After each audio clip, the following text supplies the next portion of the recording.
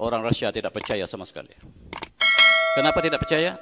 Bahkan saintis Amerika tidak percaya, dan tuan-tuan sudah baca buku ditulis oleh saintis mereka, Bill Kaysing, We Never Went to the Moon. Kenapa kita harus berbohong? Dan kata Rusia untuk sampai ke bulan, hari ini cerita bulan, tuan-tuan. Roket mesti melalui satu belt yang dinamakan belt Allen belt, iaitu electromagnetic field yang sangat kuat yang melindungi bumi. Tidak dapat lihat dengan mata, tetapi dia adalah kesan daripada elektromagnetik yang sangat kuat. Dan sekiranya logam melalui elektromagnetik ini, pensyarah fizik lebih tahu pada saya, dia menghasilkan voltage yang lebih tinggi pada 1 juta volt, yang tidak mungkin hidupan akan lepas. Kata Rusia, bukan saya kata. Amerika kata, kami tahu, dan kami pergi bukan ikut belt yang banyak tadi, kami pergi tempat belt yang minimum. Itu jawapan dia. Tetapi kata Rusia, dia menghasilkan suhu yang sangat tinggi, 1535 darjah Celsius, yang tidak mungkin ada hidupan dapat lepasi lapisan tersebut. Apakah tujuan lapisan tersebut? Ialah untuk sebagai sukufan mahfuzah, barangkali yang Allah sebut demikian. Apabila ada meteorit, ada komet datang ke bumi, dilencungkan oleh belt ini. 2 minggu lepas, NASA mengisytiharkan ada komet sebesar kapal Titanic. Besar, tuan-tuan, barangkali lebih besar daripada masjid ini. Dan sedang menuju ke bumi. Mereka sudah panik, hampir mengisytiharkan darurat atas muka bumi. Tetapi sebaik saja sampai komet ini melencung, dan itulah tugas yang Allah letakkan kepada belt yang sangat tebal ini sebagai protektif kepada bumi seluruhnya, dan bumi dipelihara sehingga Allah tentukan kemusnahannya. Dan kata Rusia, kita lihat suhu di atas permukaan bulan. Ini ialah spektrum suhu di atas permukaan bulan. Yang satu ketika sejuk dan satu lagi ketika berdepan dengan matahari. Ketika sejuk dia minus 107 darjah. Dan ketika dia berdepan dengan matahari, suhunya minimum 107 darjah Celsius. Air mendidih 100 darjah Celsius. Tetapi suhu di atas muka bulan 107 Celsius. Tidak mungkin dapat berjalan dengan tenang, dan pembohongan besar berlaku. Dan itulah yang sedang mereka lakukan. Buktinya Amerika tidak pernah buat follow up. Kalau benar, mereka naik kembali dan letakkan stesen telekomunikasi mereka untuk lakukan kajian forensik ke planet lain. Tetapi tidak pernah berlaku. Dan itulah sebenarnya yang paling percaya di dunia, kata kajian ini, orang Malaysia. Orang Malaysia sangat percaya dengan CNN. Bahkan TV3 kita ambil daripada sumber CNN 100%. Tak pernah tapis, dan itu sebab sejarah negara kita diselewengkan oleh mereka, sebab kita orang yang sangat ikhlas menerima berita tanpa diperiksa lagi. Itulah kita orang Melayu sangat lembut, bertolak ansur dan tertolak beransur-ansur. Amerika hari ini cerita bulan, tuan-tuan, mendakwa mereka telah naik ke bulan. Diletaknya bendera Amerika dan berkibar-kibar. Satu lagi kata Rusia, tidak ada angin di atas bulan. Macam mana boleh berkibar? Satu lagi, bagaimanakah bayangan di antara tiang dengan si astronot dia yang sedang berjalan ini? Tidak selari bayangnya. Kalau di atas muka bumi, semua bayang objek selari sebab matahari satu sumber. Dan kalaulah bayangan tidak selari, tentu ada lampu besar di belakangnya dalam studio. Dan bagaimana, kenapakah kata saintis Amerika sekarang, kenapa kita harus berbohong kepada manusia? Sedangkan sekarang adalah dunia yang serba moden. Semua mereka boleh akses, dan mereka lebih. Dulu kita boleh bohong tahun 60-an 99 sebab mereka tidak ada teknologi. Sekarang mereka ada teknologi. Kenapa kita harus meneruskan fakta yang palsu ini, kata saintis mereka. Dan di sekolah Malaysia masih diajar, di UKM masih diajar, dan seluruh universiti kita masih menggunakan fakta yang palsu. Dan itulah nilai ilmu dalam negara kita. Lihatlah permukaan bulan, berteluk-teluk. Kita sangka bulan simbol kecantikan, rupa-rupanya tidak. Dan ini tandanya setiap masa dan ketika bulan dihentam oleh komet, asteroid dan sebagainya. Ada kemungkinan kalau seorang berdiri di atas bulan dihentam oleh komit ini, dan itulah sebab Amerika tidak percaya. Tuan-tuan tengok di bala cerap kita, sama ada di Tanjung Bidara yang paling canggih kita ada, dan kita dapat saksikan bulan. Kadang-kadang kita dapat saksikan meteorit jatuh di atas bulan, sebab bulan tidak ada protektif, tidak ada bumbung, tidak ada sukufan mahfuzah sebagaimana bumi, sebab tidak ada kehidupan di sana. Dan itulah kita lihat bagaimanakah penguasaan bulan hari ini sebagai simbol teknologi yang tinggi.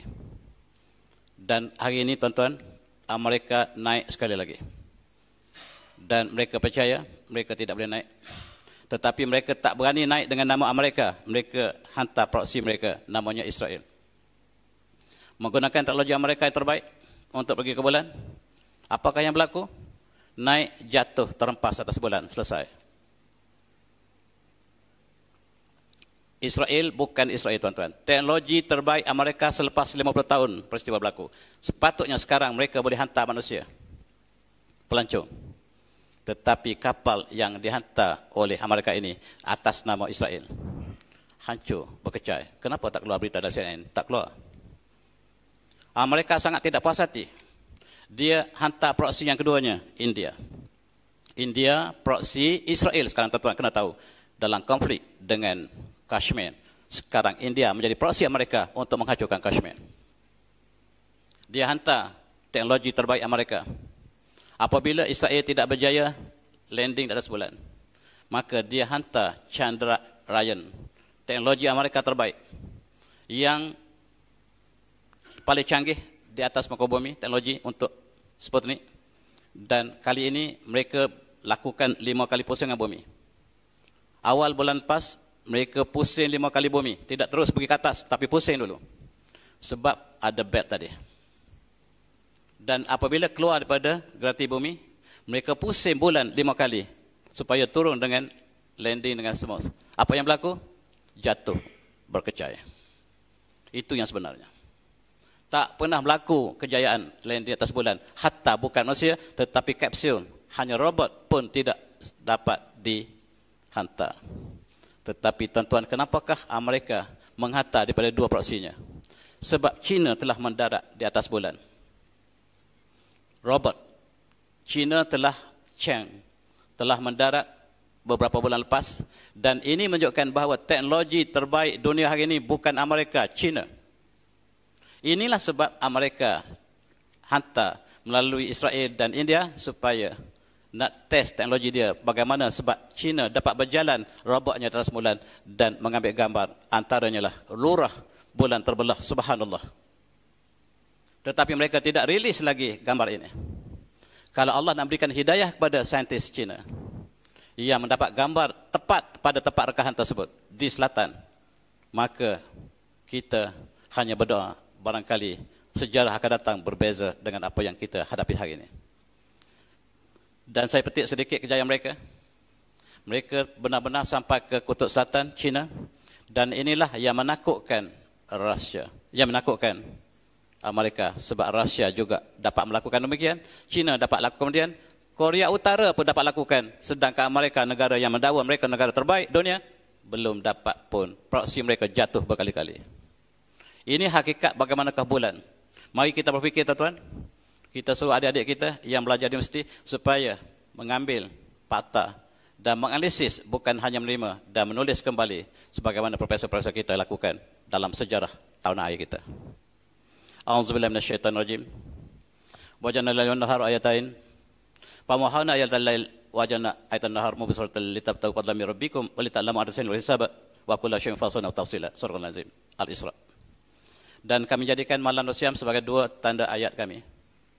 Kami padamkan ayat malam dan kami jadikan ayat siang terang benderang supaya kamu dapat mencari kelebihan Allah di atas muka bumi, dan supaya kamu dapat mengira dengan ayat malam, tahun, kalender, takwin dan sebagainya, dan setiap satu telah kami perjelaskan dengan jelasnya. Ini adalah surah Isra. Dalam tafsirnya, umpamanya Ibn Katsir mengatakan, ayat ini menceritakan pada satu masa dulu ketika Adam AS belum sampai di atas muka bumi. Ketika Allah telah menciptakan bumi dan matahari, bulan dan langit, Allah jadikan bulan sama seperti matahari. mempunyai cahaya yang sangat panas, dan malam pun terang, malam pun siang pun terang, malam pun terang, sebab bulan juga mengeluarkan cahaya yang sangat terang. Tetapi Allah takdirkan bulan dipadamkan, sehingga dia tidak ada cahaya lagi, hanya membalikkan cahaya pada matahari, memberikan kita malam untuk kita beribadat dan tidur. Dan sampai masanya bulan akan musnah, sebagaimana yang Allah sebut wajib asyamsul qamar, wajib asyamsul qamar, dan pada satu masa bulan akan dihimpunkan, dipadukan dengan matahari, sebab asalnya daripada matahari dan dikembali pada matahari, sebagaimana manusia berasal dari tanah dan dikembali pada tanah. Tetapi saintis sedang mencari asal usul bulan. Mereka mengatakan datang daripada bumi, sedangkan Allah dalam ayat tadi menceritakan bulan berasal daripada matahari dan akan dikembali pada hari. Ini membezakan kita dengan mereka. Dan kajian NASA hari ini, tuan-tuan, aerospace, mengatakan setiap hari, setiap tahun, bulan semakin lama semakin menjarakkan dirinya daripada bumi. Kenapa? Graviti bumi semakin lama semakin hilang dan bulan semakin lama semakin jauh pada bumi. Tahun ini mereka catat beberapa sentimeter telah lari yang telah berlaku puluhan ribu tahun lepas. Dan satu masa, kata NASA Aerospace Amerika, bulan akan keluar daripada graviti bumi dan masuk dalam graviti matahari dan akan ditarik ke matahari. Itu fakta yang terakhir yang dikeluarkan banyak dalam jurnal astrofizik. Tuan-tuan boleh cek balik bagaimanakah bulan akan masuk dalam graviti matahari dalam masa yang sangat singkat. Dan sekiranya itu berlaku, Allah sebut wajib asyamsul qamar. Ketika itu bulan akan masuk ke dalam perut matahari. Dan itulah berakhiran segala keindahan ini. Allah sebut faiza bariqal basar, apabila mata terbeliak, wa khasafal qamar, apabila bulan pun gerhana, wajib asyamsul qamar, dan bulan masuk bersama dengan matahari. Ketika itu NASA membuat satu gambaran, bumi akan hilang kestabilan. Sebaik saja bulan keluar daripada graviti matahari, bumi masuk dalam graviti matahari, bulan akan hilang kestabilan. Dan sebagaimana Allah sebut, iza zulzilatil ardu zilzalha, apabila bumi digoncang segoncang-goncangnya. Permulaan goncangan bumi, kata saintis, ialah apabila bulan masuk dalam graviti matahari. Wa akhrajatil ardu athqalaha, dan akan keluarkan segala isi perut. Bumi akan keluarkan segala isi perutnya.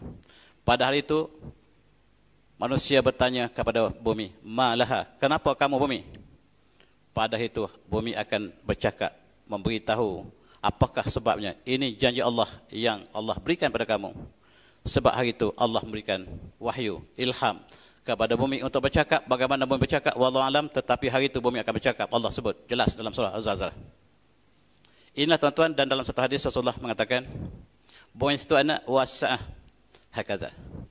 Saya dengan hari kiamat seperti dua jari ini, tidak ada sempadan lagi. Bahkan Rasulullah diutuskan tandanya akhir zaman.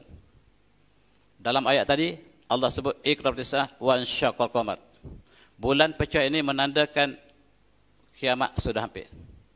Kalaulah ketika zaman Rasulullah kiamat sudah hampir, sekarang selepas 1400 tahun lagi hampir.